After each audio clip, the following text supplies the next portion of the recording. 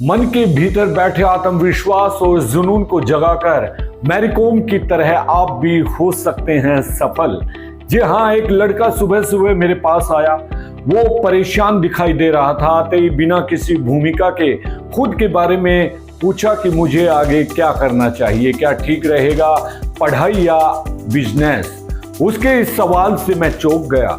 यह तो उसके अपनी रुचि से जुड़ा मामला है, खुद का फैसला है, वो मायने रखता है। उसने यह भी बताया कि घर वाले चाहते हैं कि पारिवारिक जो व्यापार है उसको संभाल लूं, क्योंकि इसी में भविष्य है, इसमें ही पैसे भी हैं, जबकि मैं पढ़कर कुछ बड़ा काम करना चाहता हूं।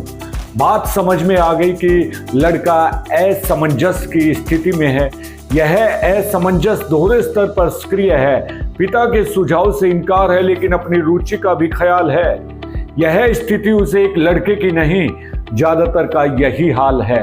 फ्रस्ट्रेशन और असफलता की कहानी यहीं से शुरू होती है। इसलिए पहले इस पर विचार करना चाहिए कि अपना मन क्या कहता है और क्या चाहता है। लेकिन मुश्किल ये है कि लोग अपने मन की नहीं सुनते, किसी न किसी के दबाव में आकर फैसला करने के लिए बाध्य हो जाते हैं। जब ऐसी दुविधा की स्थिति हो तो दूसरों के जो अनुभव हैं उनको जानने समझने की कोशिश हमें जरूर करनी चाहिए।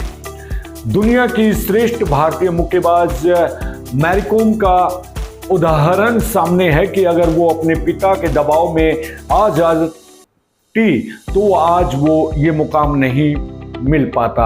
अपने मन की सुनी, इसके भीतर बैठा हुआ था उसका आत्मविश्वास और जुनून। ऐसे उदाहरण दुनिया में भरे पड़े हैं। हम महापुरुषों के जीवन को खंगालने का प्रयास करेंगे तो उसका दोहरा लाभ हमें मिल सकता है। उनसे रास्ता तो मिलेगा ही, अपने असमंजस से भी मुक्ति मिलेगी। हर महापुरुष अपने संक्रमण काल की उपज होते हैं। उन्होंने अपनी एक दृष्टि बनाई और उसी धरातल से काम करना शुरू किया। हर किसी का जीवन बताता है कि उन्होंने खुद से ही सवाल किया कि उन्हें क्या करना चाहिए। बुद्ध ने घर छोड़ा, महावीर ने राजपाट का मोह त्यागा, गांधी ने बैरिस्ट्री छोड़कर देश को आजाद कराने का संकल्प लिया। समाज को सुधारने या बदलने के लिए कौन सा रास्ता अपनाना श्रेयस्कर रहेगा, इसका विचार सबसे पहले मन के स्तर पर जांचा परखा, फिर उन्होंने फैसला लिया। समाज उनकी साधना और तपस्या के बारे में जानता है, लेकिन ये जानने की कोशिश नहीं करता कि उनकी सोच कैसे सक्रिय हुई, कैसे सौ को हासिल करने के बाद पर को अपना लक्ष्य ही बनाया। हम उन सब को सिर्फ पढ़ते हैं और रटते हैं, उन्हें समझने या तो अपना मन नहीं खर्च करते या दिलचस्पी नहीं दिखाते। शायद हमें पता है कि उन जैसा जीवन जीना या उनकी राह पर चलना एक कठिन चुनौती की तरह है, इसलिए हम आसान रास्ता चुनते हैं, खुद का रूपांतरण करने से बचते हैं।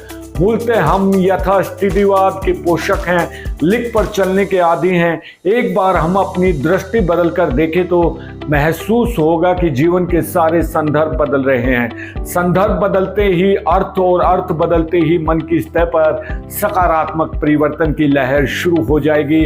तब मन आपको अपना फैसला बता देगा कि क्या सही रहेगा और क्या गलत। कोई भी काम करें पहले अपने मन से ही सलाह लें। तो दोस्तों, बने रहिए ऐसी कहानियां और मोटिवेशनल स्पीच सुनने के लिए। अब मुझे दीजिए आज्ञा, आप अपना ख्याल रखिए। जय हिंद, जय भारत।